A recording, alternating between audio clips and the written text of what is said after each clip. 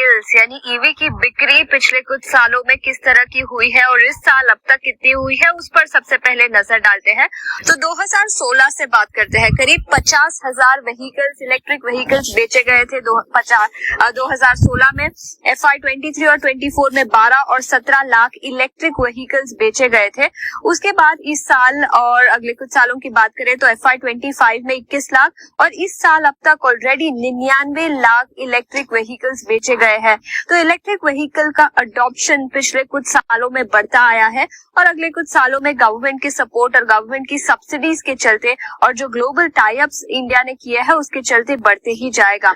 FY23 से 25 के बीच EV registration में 32% का CAGR ग्रोथ इंडिया ने रिपोर्ट किया है। तो इस तरह का अडॉप्शन इंडिया में पिछले कुछ सालों में दिखा है। भारत में ईवी की भागीदारी 7.66% और ग्लोबली 6.5% है। तो अभी भी इंडिया के पास अपॉर्चुनिटी है इसे बढ़ाने की।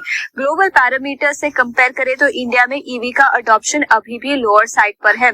जून 2025 तक रोड पर कुल करीब 65 लाख इलेक्ट्रिक व्हीकल्स थी और ये नंबर आगे चलते बढ़ता ही नजर आएगा। इसके अलावा पब्लिक चार्जिंग स्टेशंस की बात करें तो ये अभी भी लोअर साइड पे है। याद रखें, टाटा पावर जैसी कंपनियां चार्जिंग स्टेशंस बढ़ाने पर लगी हुई है। तो ये इंफ्रास्ट्रक्चर जो इलेक्ट्रिक व्हीकल रिलेटेड इंफ्रास्ट्रक्चर है वो भी आगे चलते हुए बढ़ता हुआ ही नजर आएगा। इसके अलावा याद रखें, हर 222 ईवी पर एक पब्लिक चार्जर है। तो मैं जैसे बता रही थी, इंफ्रास्ट्रक्चर अभी भी कमजोर है और इलेक्ट्रिक व्हीकल्स पर याद रखें 5% का GST। पहले कुछ रिपोर्ट थी कि शायद बढ़ सकता है, लेकिन अभी भी 5% का GST ही लगेगा। तो टैक्सेशन पर्सपेक्टिव से देखें तो अभी भी गवर्नमेंट इलेक्ट्रिक व्हीकल बिक्री को प्रमोट कर रही है। इसके अलावा कैटेगरी वाइज देखें तो टू व्हीलर में 7.6% हिस्सेदारी इलेक्ट्रिक व्हीकल्स की है। कमर्शियल व्हीकल में 2%, वो अभी भी लोअर साइड पर है, लेकिन आगे चलते हुए ये मेट्रिक भी चेंज होता हुआ नजर आएगा।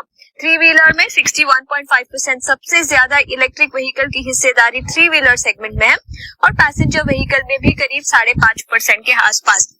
तो ये सेगमेंट वाइज ईवी हिस्सेदारी हमने आपके सामने रखी। इसके अलावा आगे चलते हुए गवर्नमेंट, जैसे मैं बता रही थी, काफी सपोर्ट कर रही है इलेक्ट्रिक व्हीकल के अडॉप्शन को। नीति आयोग का 2030 तक 30% इलेक्ट्रिक व्हीकल शेयर का टारगेट है। ये टारगेट नीति आयोग ने रखा है इंडिया के लिए। Two wheeler electric vehicle buses पर कंपनी और गवर्नमेंट का फोकस रहेगा और ये फोकस आगे चलते हुए बढ़ता नजर आएगा। इसके अलावा टारगेट हासिल करने के लिए चार्जिंग स्टेशन बढ़ाने पर फोकस रहा है। कई सारी कंपनियां गवर्नमेंट के साथ कोलैबोरेट कर रही है चार्जिंग इंफ्रास्ट्रक्चर इंप्रूव करने के लिए। इसके अलावा इलेक्ट्रिक व्हीकल पर कई सारी पॉलिसीज लाई गई है। फेम 1 2015 से 19 के बीच, फेम 2 उसके बाद दूसरी पॉलिसी लाई गई 2024 तक और अब PM E-ड्राइव। तो गवर्नमेंट सपोर्ट कर रही है कई सारी पॉलिसीज के द्वारा कि इलेक्ट्रिक व्हीकल का अडॉप्शन अभी भी बढ़े और 2030 तक उनका जो 30% का टारगेट है वो अचीव हो पाए। इसके अलावा कई सारी इंडियन कंपनीज ने ग्लोबल कंपनीज के साथ टाई अप भी किया है। तो विनफास्ट की बात करें तो 16.5 लाख में VF6 ये उनकी नई प्रोडक्ट ये कंपनी लॉन्च करने वाली है इंडियन मार्केट्स में। BYD ने भी तेजी के साथ विस्तार किया है। 30 से ज्यादा शहरों में आउटलेट्स कंपनी ने ओपन किए हैं और इसके अलावा टेस्ला ने भी मॉडल Y निकाला है। तो इलेक्ट्रिक व्हीकल में इंडिया आगे बढ़ रही है, अडॉप्शन ऑलरेडी बढ़ा है और ये आगे चलते हुए बढ़ते ही जाएगा।